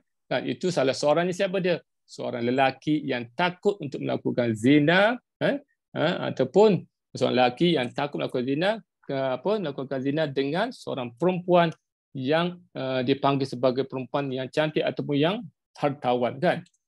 Maknanya kalau kita tengok pada hadis yang ni, seorang lelaki berada dengan seorang perempuan mana dia dalam keadaan yang amat sembunyi, kan? Tetapi kenapa dia tak buat? Sebab dia takut. Jadi kita kena tengok, adakah takut kita seperti mana lelaki tadi untuk kita mendapatkan naungan Allah di akhirat nanti. Baik, itu tadi tentang yakhsha, kalimah yakhsha. Baik, tengok lagi pula dalam Al-Quran yang lain, ataupun surah An-Nisa, Allah jelaskan, walau radduhu ila rasul wa ila ulil amri minhum la'alimahu allazina yastanbitunahu minhum. Andai kata mereka mengembalikannya berita itu kepada Rasul dan kepada orang-orang yang memegang urusan pemerintahan di antara mereka, tentulah halnya telah dimengerti oleh orang-orang yang menelitinya dalam golongan mereka. Maknanya, dijelaskan juga tentang golongan-golongan yang dipanggil sebagai uli amri. Pentingnya orang-orang yang berilmu pengetahuan. Baik. Jadi tengok kat sini pula. Jadi hukum mengenai perkara-perkara yang berlaku itu harus dikembalikan kepada kebijaksanaan orang-orang yang berilmu pengetahuan. Kerana martabat mereka ditingkatkan dengan martabat para nabi dalam menyikap hukum Allah. Adapun hadis yang berkenaan dengan keutamaan ilmu pengetahuan ada banyak. Sebab itu pula Imam Ghazali setelah datangnya Al-Quran, Imam Ghazali susun pula adalah hadis-hadis. Contohnya hadis yang ni, "Man yuridillahu bi khairan yufaqihu fid din." Kita pernah dengar hadis yang ni. Cuma dalam buku ni, buku Bimbingan Mukmin, ditambah wa yulhimhu rusydah. Sebab tu saya cakap tadi, tuan-tuan, abang-abang semua, bila kita baca hadis dalam buku Bimbingan Mukmin, kita kena tahqiq untuk kita nilai balik. Bukan nilai mana kita tengok hadis ni pada mana. Bagi contoh dalam hadis yang ni. Hadis ni, kalau tengok hadis ni diriwayatkan oleh Muawiyah, tapi hadis tu hanya berhenti di mana? Man yuridillahu bi khairan yufaqihu fid din. Dia sampai situ je. Tu hadis yang hadis pada Muawiyah diriwayatkan oleh Imam Bukhari dan Muslim. Sampai situ. Dan hadis yang wa yulhimhu rusydah, itu adalah hadis yang dhaif. Maka kita perlu kalau nak berpegang pada hadis ni, nak berpegang pada hadis, kena ambil pada situ je. Ambil di feeding je. Jangan habis sampai, ataupun jangan ambil hadis sampai rusydah. Itu tak. Itu bukan hadis, kan? Kalau kita kata pandangan ulama ke, tapi kalau kita ke pandangan ulama, kita kena bagi tahulah ulama itu siapa. Tapi kalau kita nak berdalilkan hadis, ataupun untuk menjadikan dalil, maka kita kena ambil sampai fiddin sahaja. Tapi kalau kita ambil untuk sebagai motivasi, kan? Untuk motivasi itu lain. Dan motivasi pula untuk diri kita. Itu lain. Sebab dalam bab fardhu'ain amal ataupun kelebihan beramal tak ada masalah. Tapi jangan menjadikan dalil untuk membuktikan hujah kita tak. Hadis yang ni Allah jelaskan, sesiapa yang dikehendaki baik oleh Allah, dikehendaki menjadi baik oleh Allah, maka Allah akan meluaskan pengetahuannya dalam hukum-hukum agama. Hadis ni sampai situ je. Maksudnya Allah jelaskan kat sini, Allah ingatkan kepada kita bila mana Allah nak jadikan kita menjadi baik, kan? Jadi baik tu macam mana? Contoh dalam perkara halal dan haram, kan? Dalam mengenal halal dan haram, neraca mana kita nak dapat, kan? Kalau kita guna neraca neraca sekular, kan? Kita akan, ataupun neraca kapitalis, sesuatu benda kita akan anggap benda tu bagus bila mana membawa keuntungan, kan? Hingga kita menidakkan riba ataupun benda-benda yang haram, kan? Kalau kita menggunakan mata kapitalis, kan? Apa sebab kita nak dapat keuntungan besar, kan? Halal haram tu tak lain cerita. Yang penting bawa untung yang besar, kan? Tetapi bagaimana dengan kita dapat berkat? Maka kehidupan kita ni tak diberkati, keluarga tunggang langgang, kan? Rezeki tak diberkati, hidup pun susah, kan? Maka bila mana kita mengatakan bahawa berpegang pada hadis yang ni, kan, untuk kita nak tahu mana satu halal dan haram, maka Allah datangkan kefakihan ataupun ilmu untuk kita kenal. Bukan saja ilmu untuk kita kenal, tetapi kekuatan untuk kita mengikuti, kan? Walaupun keuntungan, kan, bagi contoh sekarang musim krisis ekonomi, kan? Krisis dia panggil sebagai tsunami ekonomi. Kalau kita tengok, kita akan cari keuntungan yang bawa keuntungan tinggi dalam bab faedah. Tapi sebab Allah kata betul haram, maka kita tetap mengatakan itu haram walaupun benda itu membawa keuntungan besar. Sebab itulah kita kena berpegang pada sini. Baik. Ada yang lain pula, al-ulama warisatul anbiya, kan? Ini daripada para ulama, Nabi jelaskan al-ulama warisatul anbiya. Hadis ini adalah sahih, diriwayatkan oleh Imam Ahmad dan juga Abu Daud. Para ulama itu adalah warisan para nabi. Maknanya ulama itu membawa kerja para nabi. Bagi contoh dalam bab dakwah, dalam bab menegur, dalam bab memberi nasihat kepada masyarakat dan juga kepada para pemimpin. Tentulah tiada martabat yang lebih tinggi dari martabat kenabian dan tiada kemuliaan lebih utama dari kemuliaan mewarisi martabat itu. Rasulullah bersabda, "Iza ata alayya yaumul la azdadu fihi al-ulama, la azdadu fihi ilman yuqarribuni ila Allah azza wa jalla fala burika li fi tulu'i syamsi zalikal yaum." Hadis yang ni kita tengok, hadis ni pula diriwayatkan oleh Al-Tabarani, Iraqi. Namun Iraqi mengatakan bahawa hadis ni sanadnya lemah. Dan ulama mutakhir pula mengatakan hadis ni adalah maudhu'. Jadi kita boleh bacalah, kan? Kita boleh baca untuk sebagai ilmu, kan? Untuk sebagai penambah ilmu dan juga untuk motivasi untuk diri kita. Daripada yang kat sini dia kata, apabila datang kepadaku satu hari, sedang pada hari itu aku tiada bertambah ilmu pengetahuan untuk mendekatkan diriku kepada Allah, maka tidak akan diberkati bagiku terbitnya matahari hari itu. Jadi kita ambil sebagai satu kata-kata hikmah, kan? Adakah salah? Tak salah, tuan-tuan. Kan kita ni ambil pandangan ideologi, contoh, kan, kita ambil pandangan orang barat, kan? Kita ambil pandangan, contohnya pandangan dalam bab memberi semangat, kita ambil tu pakar-pakar motivasi. Contohnya Stephen apa tu, dan buku Seven Habits tu, kan? Maka tak salah juga kita ambil pandangan ini untuk motivasi diri kita, untuk sebagai penambah ilmu untuk kita. Cuma kita jangan mengatakan bahawa ini adalah hadis. Itu tak boleh. Sebab apa? Sesiapa yang mengatakan satu benda tu ada datang padaku, Nabi beritahu, walaupun satu ayat, neraka dah tempatnya. Baik. Dan sabda Rasulullah SAW dalam menentukan kelebihan ilmu, pengetahuan atas segala rupa ibadah dan penyaksian, katanya, fadlu alim ala abid kafadli ala adna rajulin min ashabi. Daripada hadis ni pula kita tengok bagaimana takhid hadis ni. Abi Umamah mengatakan hadis adalah sahih, diriwayatkan oleh Tirmizi. Keutamaan seorang berilmu pengetahuan ke atas seorang yang banyak ibadatnya, laksana keutamaanku ke atas serendah-rendah orang dari golongan sahabatku. Yang ni Nabi nak jelaskan tentang kelebihan orang yang berilmu pengetahuan berbanding orang yang kuat ibadat.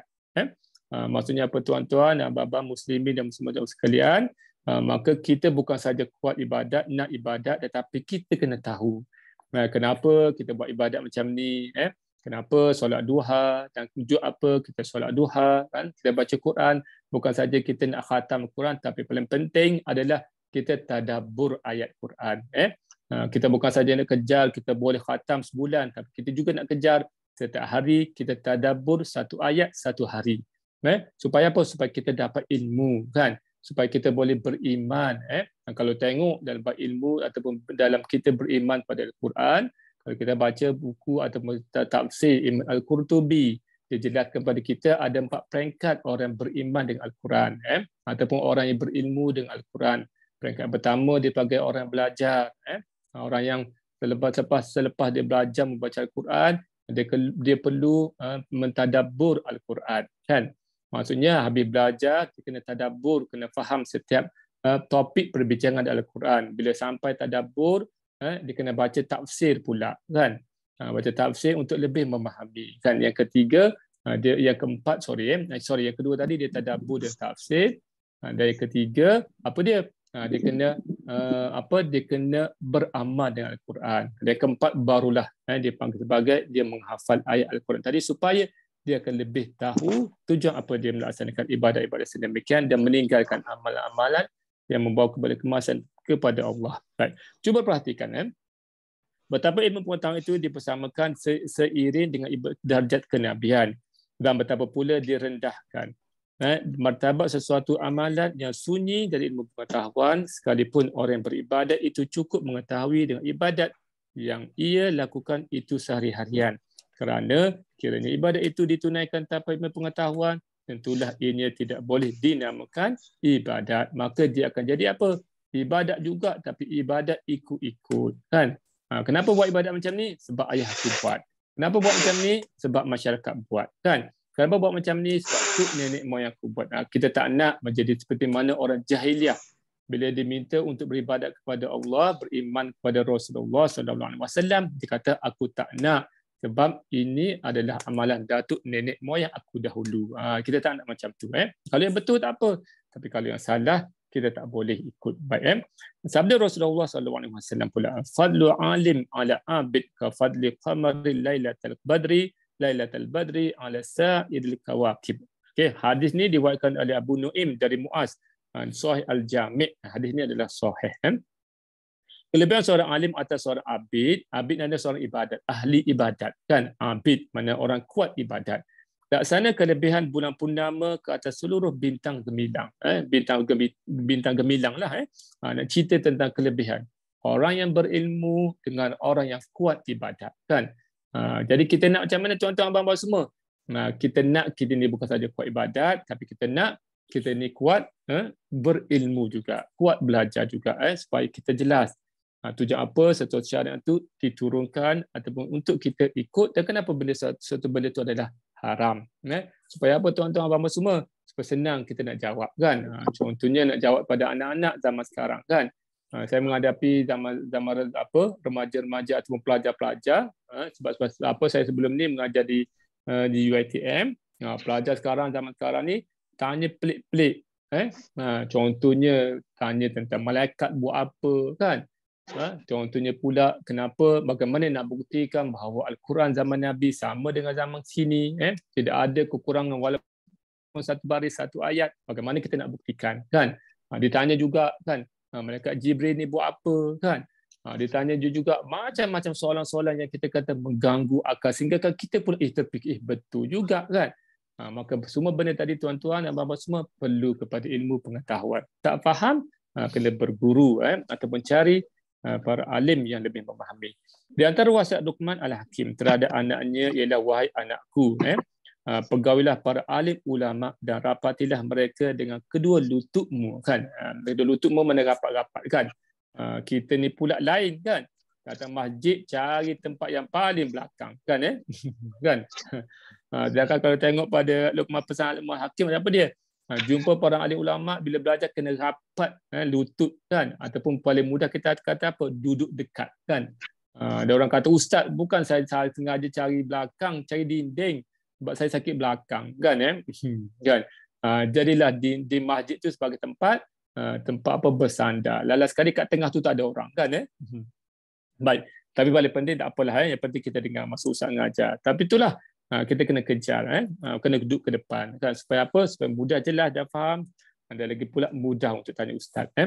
Baik, apa kata Imam Luqman Al-Hakim? Rapatlah mereka dengan kedua lututmu, sebab Allah SWT menghidupkan hati dengan nur itu, cahaya itu hikmah. Sebagaimana dia menghidupkan bumi dengan hujan lebat dari langit. Mana Allah menghidupkan hati ni dengan apa? Dengan ilmu kan. Supaya kita boleh faham lebih dekat kan, supaya boleh belajar dengan apa? Dengan cahaya ilmu yang Allah jelaskan tadi. Baik, itu tadi kita bincang bab yang pertama ataupun subtopik dari ilmu pengetahuan. Tentang apa tuan-tuan abang-abang semua? Tentang keutamaan ilmu pengetahuan. Kita dah sampai 10.30 dah Wan. Kan? Nak masuk lagi tak dalam bab keutamaan belajar pula kan? Maknanya tentang bab fadilatul ta'lim ataupun fadilatul ta'allum, keutamaan belajar. Okey, boleh Kak? Kau nak sambung lagi ke? Kau macam mana ustaz-ustaz Wan kita ni? Gantung pada ustaz. Waduh ustaz. Okeylah. Saya nak simpulkan sikit kot kan, dalam bab sebenarnya boleh bincang atau nanti Ustaz Muhammad Syafi'i dah bahas kan. Okay, tuan-tuan dan abang-abang semua kan, saya nak bahaskan dalam bab yang ni, cuma dalam bab bimbingan mukmin, Imam Ghazali mengklasifikasikan ilmu dalam hanya satu bentuk, dipanggil sebagai ilmu fardu ain sahaja kan. Kalau kita bincang, kalau kita baca buku Ihya pula, Imam Ghazali bahaskan ilmu ni ada dua pembahagian ilmu, itu dipanggil sebagai ilmu fardu ain dan ilmu fardu kifayah kan. Ini kelebihan, sebab sudah cakap tadi, kelebihan Imam Ghazali ni apa dia? Dia cerakinkan ilmu tadi untuk mudah dimengerti oleh masyarakat. Sebab itulah Imam Ghazali mengatakan hebatnya Imam Ghazali sebab dia boleh berbicara mengikut bahasa masyarakat kan. Maksudnya kalau untuk masyarakat awam dikelahirkan satu buku kitab Ihya dan perbahasannya menggunakan bahasa layman atau bahasa orang mudah faham kan. Tetapi masalahnya sebab walaupun kitab Ihya itu mudah ditulis oleh Imam Ghazali untuk mudah faham, tapi kita ni tak faham-faham juga kan. Nak kata mungkin beza ilmu pun antara kita, masyarakat kita zaman sekarang dengan masyarakat yang hidup zaman Imam Ghazali lah. Dia contoh mudah macam ni lah tuan-tuan bapa semua kan. Contohlah kan Saya berbicara dengan seorang pakcik ni lah. Katakan ustaz, dia kata saya ni sekarang pakcik tu ada cucu lah kan. Dia kata dulu saya ni masa saya ada anak, bila bila anak saya buat tak betul ataupun nakal kan dan di rumah orang, saya hanya jeling mata kan. Saya hanya jeling mata dan bila anak saya tengok tajam mata saya, jelingan saya, anak saya tak akan senyap kan. Dan anak saya tajam kan mana anak tu mengerti kan. Tetapi dia kata cucu saya sekarang ni ustaz, bila cucu saya bising kat masjid, saya jeling dia kan. Apa-apa dia datang tempat saya, dia tanya, Atuk sakit mata ke? Tak jadi kan. Nak kata apa, dia ilmu tu tak sampai kepada si cucu tadi kan. Walaupun dia bertindak dengan cepat, cucu tadi terus bersegera tanya atuk dia kan tapi tak sampai. Samalah juga saya cuba nak samakan mungkin taklah. Tapi itulah kan hakikatnya buku di kalangan Imam Ghazali sesuai dengan masyarakat walaupun berbahasanya atau topiknya berat, tapi masyarakat pada masa itu faham. Tapi bila sampai zaman kita, walaupun kita ia adalah menggunakan bahasa yang ringkas ataupun bahasa yang mudah difahami oleh masyarakat, tapi kita suka juga nak faham. Sehingga keluarlah satu buku dipanggil sebagai Bimbingan Mukmin. Bayangkanlah tuan-tuan daripada 8 jilid diringkaskan menjadi 2 jilid dalam buku Bimbingan Mukmin. Maka adalah satu bab-bab yang terpaksa dipisahkan kan ataupun tak dimasukkan. Kenapa? Sebab perbincangan tadi yang difikirnya adalah berat, sukar untuk difahami, dimengerti oleh masyarakat. Contohnya macam inilah dalam kitab Ihya ada satu bab perbincangan tentang pembagian bab atau pembagian ilmu kan. Pembagian ilmu ni hebatnya ulama-ulama Islam kan. Contohnya tuan-tuan kalau kita baca buku Ibn Khaldun, buku Muqaddimah Ibn Khaldun kan kelebihan yang dipanggil barat gelarnya sebagai tokoh sosial, tokoh sosial ataupun tokoh ilmu bab sosial. Kenapa? Sebab Ibn Khaldun membahaskan ilmu ataupun dipanggil dia mencerakinkan, dia mengklasifikasikan ilmu kepada bab-bab perbincangan. Ilmu ni banyak tuan-tuan kan. Ilmu ni banyak, ilmu matematik, ilmu tu banyak, tapi untuk kita memahami secara dipanggil sebagai eagle view kan, maka kita perlu ada seorang ulama yang mencerakinkan ilmu ni macam mana. Contoh kita katakan ilmu engineering contoh. Ilmu engineering ni ilmu dia banyak. Maka kita perlu ada seorang ulama engineering untuk bahaskan, untuk ringkaskan perbincangan ilmu kan. Maka Imam Ghazali dalam ilmu yang bila dia mahir ilmu, semua ilmu ni maka dia bagi tahu ilmu ni sebenarnya ada dua kan, ada dua saja kan yang perlu kita fokus. Pertamanya apa dia? Dia panggil sebagai ilmu fardu ain kan. Dan keduanya pula apa dia? Ilmu fardu kifayah kan. Yang ini semua kita maklum. Kita belajar dulu dah. Sampai zaman-zaman dulu kita belajar. Kan daripada awal-awal dulu kita dah belajar. Panggil sebagai ilmu. Baik. Ilmu fardu ain, ilmu fardu kifayah. Ilmu fardu ain apa? Adalah ilmu yang wajib bagi setiap umat Islam. Bila mana dikatakan sebagai Islam ataupun Muslim atau ditaklifkan ataupun dia dah akhir balik, ataupun bila dah sampai sampai tahap dipanggil sebagai balik ataupun mukallaf akhir balik kan maka dia kena belajar kan. Apa ilmunya? Ilmu ni maknanya tentang ilmu Al-Quran ataupun berkaitan dengan Islam ataupun ilmu kefarduan, bab solat kan, bab zakat, selagi mana dia tu muslim, sihat tubuh badan, maka dia kena belajar ilmu ni. Baca Al-Quran, maksudnya kalau dia tak belajar maka dia akan berdosa. Itu ilmu farduan kan. Maka sebab itulah bila mana kita orang Islam mesti kita belajar. Dan anak kita pun sama. Bila mana dia besar ataupun bila mana dia dah boleh membaca, kita mesti didiknya ataupun ajar ataupun hantarnya kepada ilmu fardu ain. Ilmu berkaitan dengan Islam basic kan. Baik. Ilmu keduanya pula dipanggil sebagai ilmu fardu kifayah. Maka kalau ilmu fardu ain tadi, ilmu mana semua umat Islam perlu belajar. Kalau tak belajar berdosa. Contohnya kenapa berdosa? Kalau tak semayang kan, maka dia akan berdosa kan. Macam mana nak tahu tentang bab semayang? Maka dia perlu belajar ilmu fardu ain. Sebab itulah ilmu fardu tadi adalah wajib.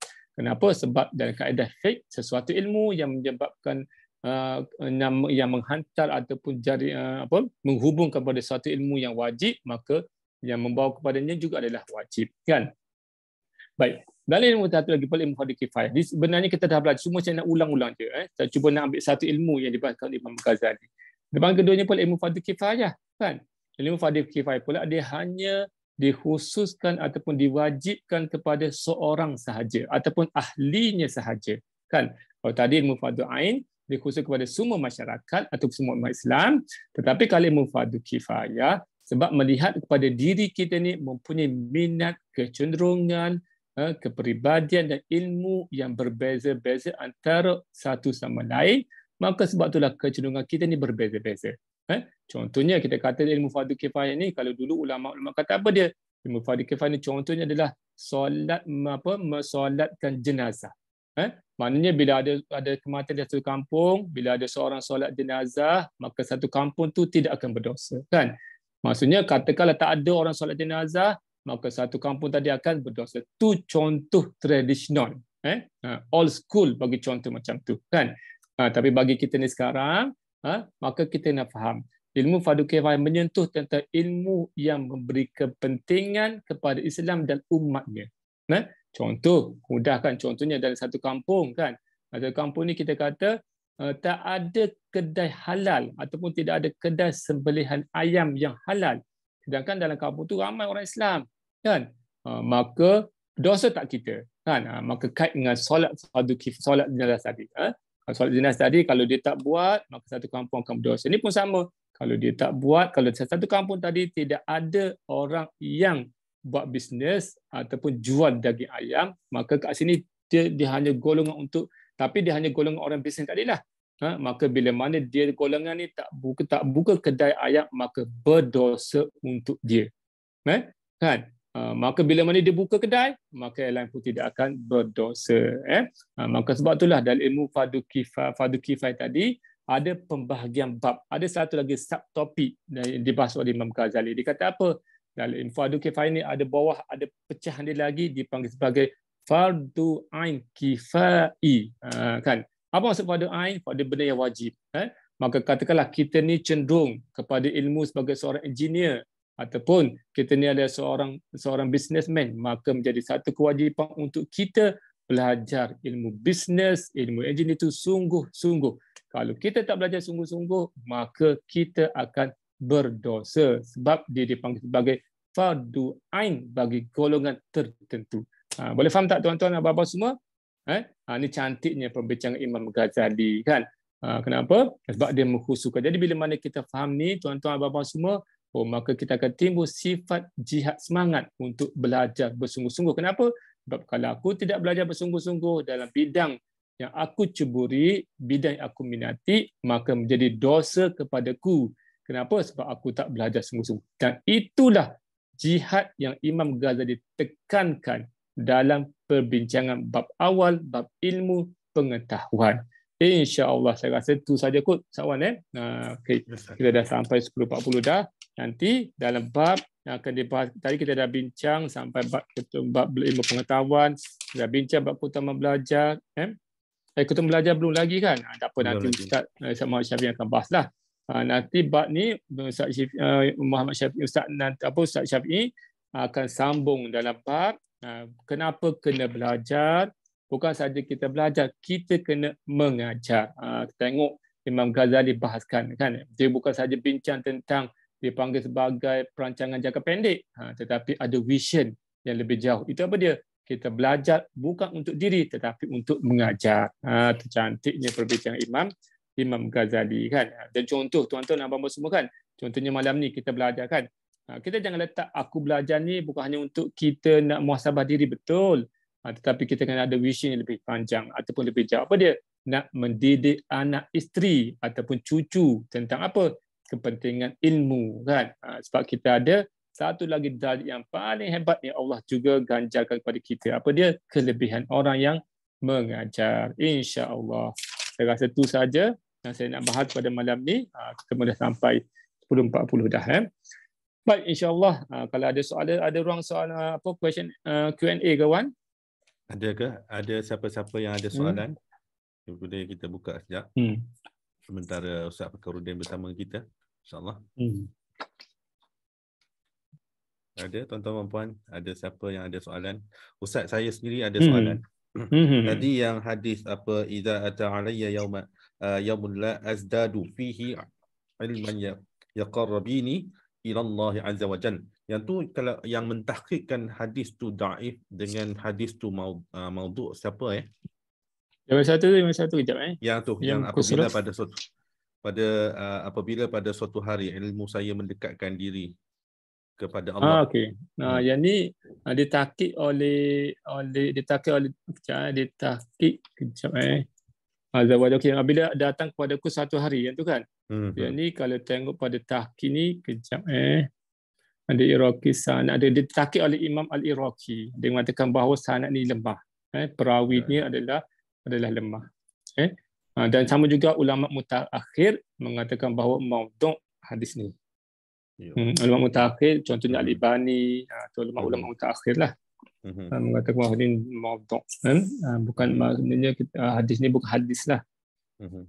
Okey, ada mungkin pandangan ataupun kata-kata para alim ulama pada masa itu. Okey. Siapa-siapa ada soalan lagi? Silakan. Kalau tak ada, saya tak ada. Jadi Ustaz, okey, insya-Allah. Saya nak buat sedikit makluman kepada semua yang ada. Yang pertama sekali saya ingin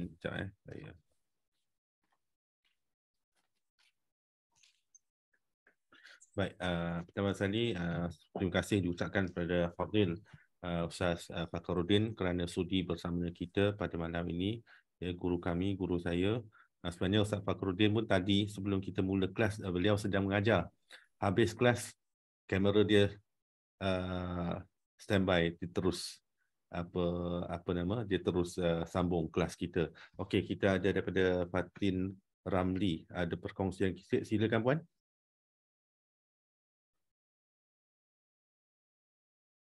Okey, dia kata, Ustaz boleh kongsikan sikit tak jika kita ada kenalan terdekat yang takut untuk menuntut ilmu kerana takut tidak mampu beramal? Apa komen Ustaz? Sekejap, saya buka kawan. Okey, soalannya, jika ada kenalan terdekat yang takut untuk menuntut ilmu kerana takut tak mampu beramal. Okey, tuan puan saya cuba jawab puan Okey. Okey, satunya kita kena fahamlah kan maknanya ibadat kita ni, satunya kita kata bergantung kepada ilmu, kan? Maknanya kuatnya ilmu kita, maka kuatlah ibadat, kan?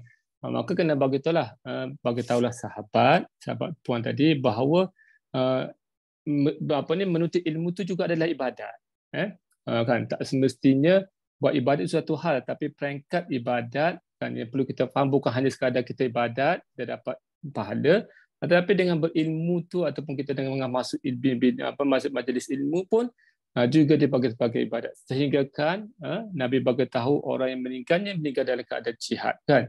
Jadi puan boleh nasihat kepada sahabat ataupun kenalan itulah, kan, bagi tahu bahawa peringkat awal adalah kita belajar ni bukan sahaja kita untuk memahami sesuatu ibadat, tapi paling penting adalah untuk kita lebih menghayati. Kenapa satu ibadat tadi dijelaskan ataupun difardu ataupun ditaklifkan kepada kita. Itu yang lebih penting. Dan juga sebenarnya sahabat-sahabat kita ni sebenarnya kalau jenis takut macam tu, sebenarnya dia tidak ada keberanian. Betul lah, sebab tu dia takut, kan. Maka kita lah yang kena ambil peranan. Maksudnya kena beri dia kekuatan, kan. Kena beri dia keyakinan, kan. Kena beri dia motivasi. Satunya boleh ajak dia, kan. Satunya boleh share-nya ilmu, kan. Jadi itulah salah satu yang kita boleh bantulah puan, kena maklumkan kepada dia tentang kepentingan ilmu tadi. Okey, tadi saya kejap saya ada tengok dalam saya tak perasan tadi tentang soalan-soalan tadi, kan.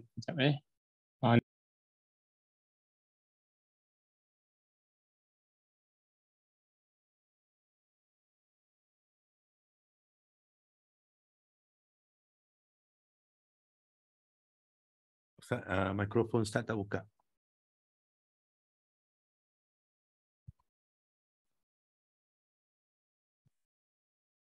Okey. Ada suara. Oh, okey. Ada alright. suara. Okay. Saya sebut tadi puan dah habis dah. Rupa-rupanya tak ada mic. Mana dengar tak tadi saya bagi jawapan? Saya tak dengar. Ada. Jawapan tadi ada. Oh, jawapan ada. Okey, ada kan. Okey. Oh, tadi puan, saya nak tambah sikit puan. Boleh tak? Yang tadi yang 3 peringkat ilmu, kan, ilmu yakin, ainul yakin, hakul yakin tadi, kan. Okey. Sebenarnya saya nak urai tadi, kan. Macam tadilah akak dengan kait dengan soalan akak tadi juga ni, kan.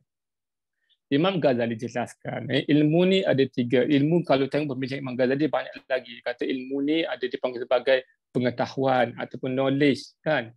Lepas tu beza antara ilmu dengan pengetahuan, kan, ataupun maklumat, bahasa kita mudah sekarang lah. Bila benda sesuatu tu menjadi kita yakin, maka dia jelas sebagai ilmu. Tapi kalau kita dapat idea ataupun tahu saja, itu lebih pada maklumat. Jadi apa dikatakan Imam Ghazali, dia bahas nak jelaskan supaya benda yang kita belajar tu biar sampai hakul yakin, barulah dikatakan sebagai benar-benar yakin. Ilmu yakin ni, ilmu tu yakin ni pecah dari lah. Ilmu tu kepada pengetahuan, ilmu tu kepada info, kan. Ilmu tu kepada knowledge, ilmu bagi ilmu lah. Ainul yakin ni kita nampak. Contoh mudah macam ni, kan. Contoh, saya bagi contoh mudah, kan. Contohnya saya dapat tahu bahawa Ustaz Ridwan ni pandai masak nasi Arab, kan. Kan. Maka itu peringkat apa? Itu dipanggil sebagai dan beri maklumat pada saya pula sahabat saya atau isteri saya, kan, yang saya kenal dia memang dia tak menipu lah. Dia kata bahawa Ustaz Ridwan ni pandai nasi Arab, dia masak pula memang sedap mengalahkan Syekh apa yang famous Ustaz Wan, Syekh Ammar, kan. Mengalahkan Syekh Ammar, kan. Saya dengar tu tak apalah, memang confused dah. Tapi sebab isteri yang sampaikan maklumat ni, saya kata okeylah, saya pegang, kan. Maka ilmu tu saya tu dipanggil sebagai ilmu al-yakin, kan. Tapi timbul lagi keraguan dalam di hati saya, kan. Sebab apa? Saya kata biar betul, tak akan pandai, lebih pandai pada Syekh Ammar, kan. Kenal tak Syekh Ammar? Kenal Ustaz. Kenal. Okey, kenal. Kan. Takut tak kenal, nanti saya duk bercerita tak faham pula, kan. Baik. Jadi bagaimana saya nak dapatkan keyakinan? Suatu hari saya pergi masjid, tiba-tiba saya tengok Ustaz Ridwan ni tengah masak nasi Arab, kan. Maka keyakinan saya telah bertambah. Apa dia? Keyakinan saya dah sampai ainul yakin. Kenapa ainul yakin? Sebab saya tengok sendiri dengan mata kepala saya sendiri bahawa Ustaz Ridwan ni pandai buat nasi Arab, kan. Cuma saya masih lagi confused. Kenapa confused? Sebab orang kata Ustaz Ridwan ni lebih pandai pada Syekh Ahmad, kan? Memang pandai masak tapi tak semestinya sedap. Betul tak? Kan? Orang semua pandai buat tom yum tapi tak semestinya sedap, kan? Kan? Maka saya belum lagi benar-benar yakin, kan? Sehingga apa dia? Sehingga suatu hari begitu tiba-tiba Ustaz orang beritahu, Ustaz, jemput makan nasi Arab. Bila saya makan, bila saya merasai, baru saya betul. Oh, betul lah. Ustaz Ridwan ni lebih pandai, lebih hebat daripada apa dia? Syekh Ahmad. Sedap-sedap sangat. Tu barulah kita panggil sebagai hakul yakin. Okey, dalam ilmu sama tuan-tuan abang-abang semua kan. Kita asyik duk cerita tentang bab khusyuk. Kita dengar dah tentang kelebihan khusyuk, tahu bab ilmu khusyuk. Tapi kita yakin bahawa ilmu khusyuk itu penting. Kita tahu khusyuk itu akan memberi kemanisan dalam ibadat. Betul kan? Kita tengok Ainul Yakin. Kita tengok orang khusyuk. Kan? Kita tahu kan cerita-cerita bab khusyuk. Tetapi adakah kita benar-benar yakin? Kenapa? Sebab kita belum capai tahap di sebagai khusyuk. Kenapa? Sebab kita belum merasai. Jadi sebab itulah kita kena lebih memahami, lebih belajar untuk kita capai dan merasai sampai ke tahap yang ketinggi, dia dipanggil sebagai Imam Ghazali kata apa? Hakul yakin. Sampai tahap macam tu. Baik. Dalam ilmu tu sama juga puan. Bagi tahu kawan tu kan, belajar tu kena sampai tahap benar-benar yakin. InsyaAllah. Boleh Wan kat sebelah kita ni. Baik. Terima kasih. Okey, jadi sebelum kita tangguhkan apa pengajian kita pada malam ini, ya, ada beberapa pemberitahuan lah yang ingin saya sampaikan insya-Allah. Yang pertama iaitu kitab yang akan kita gunakan, iaitu kitab ini, Kitab Bimbingan Mukmin, ya, terjemahan. Sebenarnya kitab Mau'izatul Mukminin ataupun Bimbingan Mukmin ini, dia banyak versi, banyak penerbitan, banyak penerbit yang menerbitkan buku terjemahan Bimbingan Mukmin ini. Jadi kadang-kadang kita akan dapat teks terjemahan tu dia berbeza sikit, tapi maksudnya tetap samalah. Tapi yang akan digunakan oleh Imam Ustaz Syafi'i dan juga kita setelah kita meneliti, ya, bandingkan beberapa kitab ini yang agak dia menggunakan bahasa yang lebih mudah, lepas tu daripada penyusunan topik ataupun penyusunan ayat itu kemas, agak kemas yang ini. Kalau tuan-tuan puan beli yang lain pun tak apa. Ya, tak apa. Cuma daripada segi penggunaan bahasa Melayu dia kadang-kadang berbeza sedikit, cuma dia akan bawa kepada maksud yang sama. Itu sahaja. Ya. Jadi bagi tuan-tuan dan puan yang nak membeli buku ini, boleh pergi ke kedai buku berdekatan. Ya, harga dia RM59 untuk semenanjung. Ya, harga dia RM59. Kalau nak beli kat Shopee pun ada. Okey, ini bentuk dia. Ini. Okey. Itu yang pertama. Jadi Ustaz, saya nak memohon izin untuk nak buat sedikit pemberitahuan juga. Okey, Shopee pun ada, RM50 pun boleh dapat. Okey, baik. Saya ingin membuat satu pemberitahuan juga, insya-Allah bagi tuan-tuan dan puan yang berada di negeri Johor ataupun di sekitar Johor, insya-Allah pada hari Sabtu ini kami akan mengadakan satu khusus yang agak khas, khusus yang julung-julung kali diadakan, iaitu khusus permasalahan solat semasa umrah. Sebab kebiasaannya pasal bab ini jarang kita perbincangkan di dalam kursus umrah sebab daripada segi kekangan masa. Ya, walaupun kita buat kursus umrah perdana yang 1 hari suntuk, memang susah untuk kita nak sentuh setiap bab ini. Tapi inilah persoalan-persoalan yang kadang-kadang membuat kita menjadi was-was, menjadi tidak yakin untuk kita buat semasa kita menunaikan umrah. Kadang-kadang kita buat tetapi kita salah. Jadi untuk kursus permasalahan solat di semasa umrah ini, apa yang akan kita sentuh? Yang pertama, daripada segi permasalahan wuduk, ya, tentang tentang masalah sama ada bersentuhan kulit batal wuduk ke tidak, macam mana yang dikatakan batal wuduk, macam mana yang dikatakan tidak batal wuduk. Jadi ada orang pula kata kita pergi sana ni kita bertukar mazhab. Jadi kita bincangkan juga apakah benar kita bertukar mazhab. Tapi sebenarnya bagi teaser sikitlah, kita pergi sana sebenarnya kita tidak pun bertukar mazhab. Kita masih lagi berpegang kepada fiqh mazhab Imam Asy-Syafi'i. Cuma kita mengambil pandangan yang lain. Itu yang kita akan bahaskan. Jadi dalam keadaan macam mana bersentuhan batal wuduk, macam keadaan macam mana yang kita bersentuhan kulit lelaki dan wanita bukan muhrim tidak membatalkan wuduk. Jadi apabila batal wuduk, contoh ketika tawaf kita nak mengambil wuduk, macam mana kita nak mengambil wuduk, di mana kita nak mengambil wuduk, dan juga kalau kita nak mengambil wuduk dengan botol spray tu, macam mana caranya. Itu kita akan bincangkan secara teori dan kita akan buat secara praktikal. Itu yang pertama tentang permasalahan bab wuduk. Yang kedua yang akan kita bahaskan juga berkaitan dengan bab yang paling asas dalam ilmu fardu ain. Dalam ilmu fardu ain yang kadang-kadang yang paling asas itu yang kita lupa, iaitu dalam bab taharah dan juga dalam bab istinja, menyucikan najis. Jadi dalam keadaan kita nak memusafir, kita menaiki kapal terbang, macam mana kita nak menggunakan tandas bilik air di dalam kapal terbang itu. Sekiranya kita membuang air besar, kita membuang air besar, kita membuang air kecil di tandas kapal terbang dan kita mempunyai akses air yang sangat sedikit. Jadi apakah cara yang betul untuk kita mensucikan najis kita?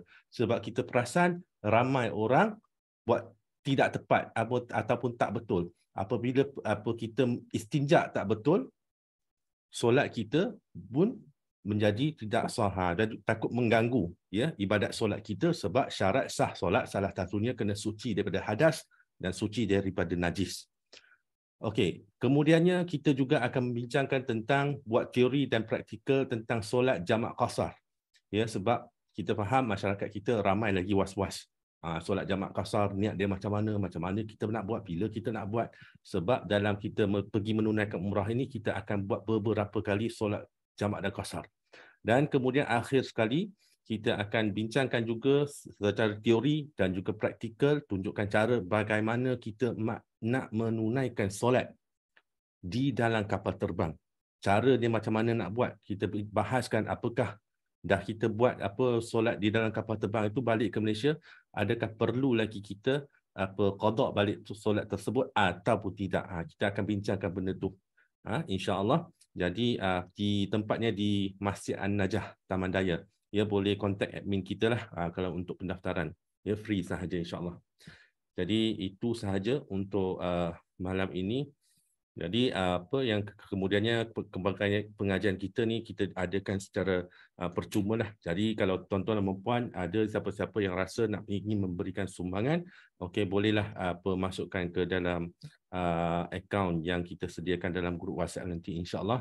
Jadi kita jumpa pada minggu depan insya-Allah. Ustaz ada apa-apa nasihat lagi ke nak bagi sebelum tu? Tak ada, dah banyak dah. Okey. Jadi nanti last kali tinggal kita dua je. Baik. Jadi kita tangguhkan dulu. Terima kasih Ustaz. Saya mohon maaf atas segala kekurangan.